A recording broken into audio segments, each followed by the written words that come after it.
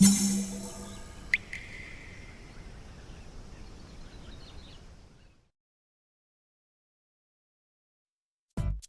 うも、底辺アクアリスト黄昏です。皆さん、前回のパールグラスが溶けて青緑に侵食され始めた気鉱石レイアウト水槽の動画は見ていただけたでしょうか。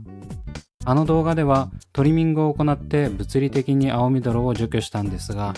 根元だけ残ったパールグラスからまた青緑が発生し、全景層にまで蔓延してしまいました。まだ見ていないという方は概要欄にリンクを貼っておきますので、ぜひそちらも見てみてください。正直他の水槽の焦げにも対応してたのでなかなか大変でしたね。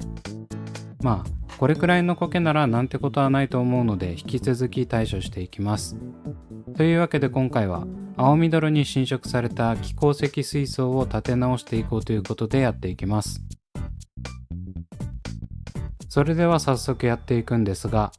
以前はパールグラスと全景層のウォーターローンをトリミングした後、数日で青緑が復活してきたところまでをお話ししました。相変わらずこの苔はどこの水槽にも発生してうざいですね。見た目のインパクトがあるから余計嫌になります。ただ侵食スピードが速いということは光合成も盛んに行っているわけで、こんな感じで見た目の汚さと引き換えに莫大な気泡をつけてくれて面白いです。まあ笑ってる場合じゃないんですけどね。というわけで対処していくんですが、今回の対処法はというとトリミングです。こいつバカなんじゃないかと思った方、正解です。前回トリミングして失敗したのに同じことしてるって普通に考えたらおかしいですよね。ただ見てもらったらわかる通り、有形層のロタラマクランドラグリーンとルドビジアスーパーレッドがモサモサになってきたんですよ。この2種類はケプラミンという最強薬剤をもろともせず成長している強犬種で、トリミングしてもすぐに伸びてきます。その分苔も生えにくく管理はしやすいんですが、あまりにも飲みまくるので切るのが大変です。そんな強いルドビジアスーパーレッドも青緑に侵食されることを考えると、どれだけ増え方が尋常じゃないのかがわかります。しかしパールグラスにもルドビジアスーパーレッドにも隣接しているロタラマクランドラグリーンは全く苔が生えないんですよね。この違いが何なのかはわかりませんが、水草によっていろんな特性があって面白いです。それではトリミングしていきます。まずはロタラマクランドラグリーンから。以前は気鉱石の山岳と対になるような感じにし、ちょっと大甲図っぽさを演出しようと中央に向けて短くトリミングしてたんですが、見事に長さが均等になってます。成長が早いとその分上へ上へと伸びるから、最終的に光源に近くなると長さが揃ってくるんでしょうね。それにしても隣で青緑がはびこってるとは思えないくらい調子がいいです。ロタラマクランドラグリーンって名前ですけど、頭頂部は結構赤くなって驚きなんですが、これはこれでグラデーションが生まれていい感じな気がします。続いてルドビジアスーパーレッドをトリミングしていきます。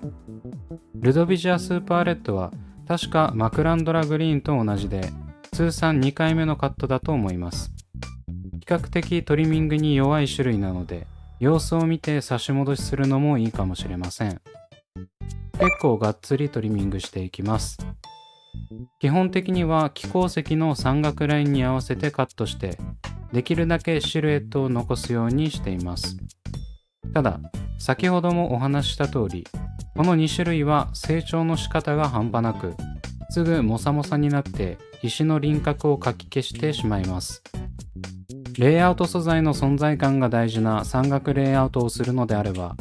こういった成長の早く伸びまくる有形層はあまり植栽しない方が良さそうですね。まあ伸びすぎて困るっていう贅沢な悩みなら、自分の腕だとちょうどいいかもしれません。水草をうまく育てられるようになった証拠ですしね。そこから水草の特性に合わせてどこに植栽するのか、どんな水草を植栽するのかを考えていければと思います。ある程度切り終わったらトリミングラインを整えていきます。撮影しながらトリミングする関係上、最初は大まかにカットして最後に仕上げるって感じにしてるんですよね。というか基本撮影しなくてもそんな感じです。ただ毎回この整える段階で切りすぎちゃって水草が丸坊主になります。トリミングを終えた後の水面がこちら。いつも通りの散らかり具合ですね。葉が細かくないのがせめてもの救いです。こういった浮いてる葉は苔の原因になるので、トリミングした後はしっかり取っておきましょう。というわけでトリミングと水替えを終わらせた映像です。だいぶすっきりしましたね。もさもさになってたルドビジアスーパーレッドは気鉱石でほぼ見えないレベルで、ロタラマクランドラグリーンも森っぽいラインになっていいのではないでしょうか。肝心の青緑ですが、奥のパールグラスとウォーターローンともに歯ブラシで取り除きました。やはり完全には取りきれませんが、だいぶマシになったと思います。ただウォーターローンの方は歯ブラシでいじくり回した結果、根っこが浮き始めてて怖いです。続いてトリミングから19日後の映像がこちら。いい感じに水草が生え揃ってきました。ヤマトヌマエビを入れた甲斐もあって青緑は完全に撲滅できました。毎回苔に敗北して終わるんですが、今回は大勝利ということで嬉しいです。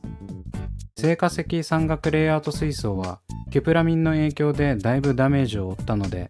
こちらの水槽もどうなることかと思いましたが、無事に立て直せてよかったです。水草の成長具合からしても見頃はここら辺がピークな気がします。ロタラマクランドラグリーンはしっかり新芽が生え揃ってきつつ、トリミングラインが維持されています。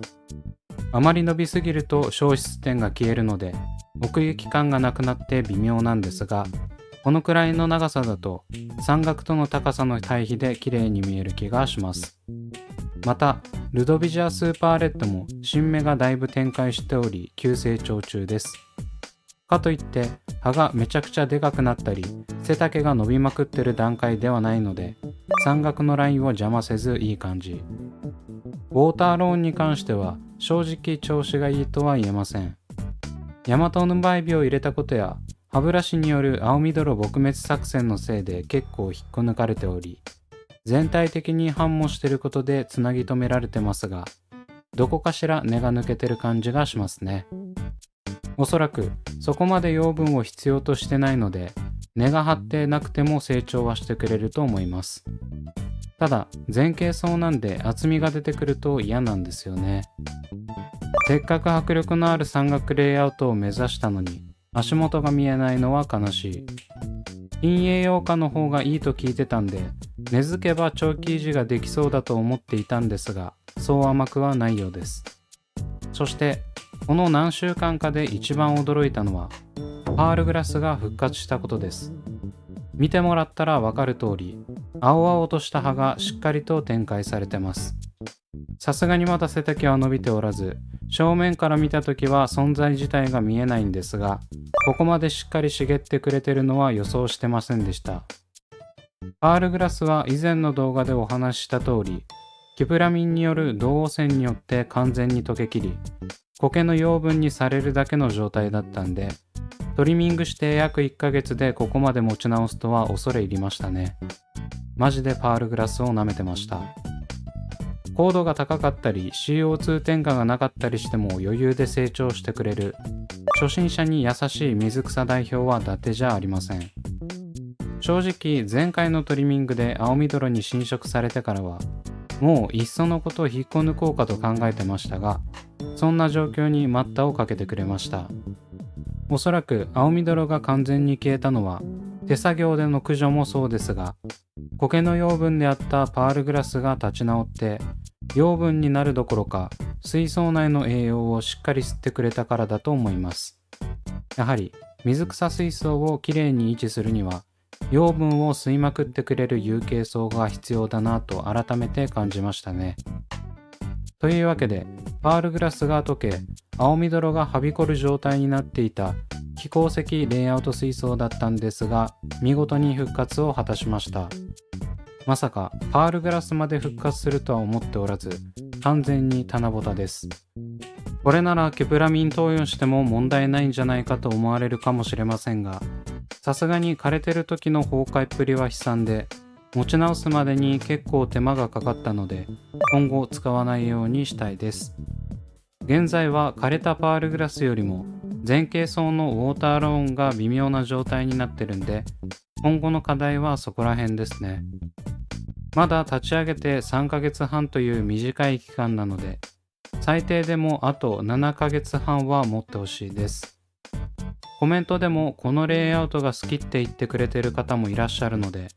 できるだけ綺麗な姿を長めに維持していきたいですね。ちなみに映像に映っているボララスブリ実体なんですが、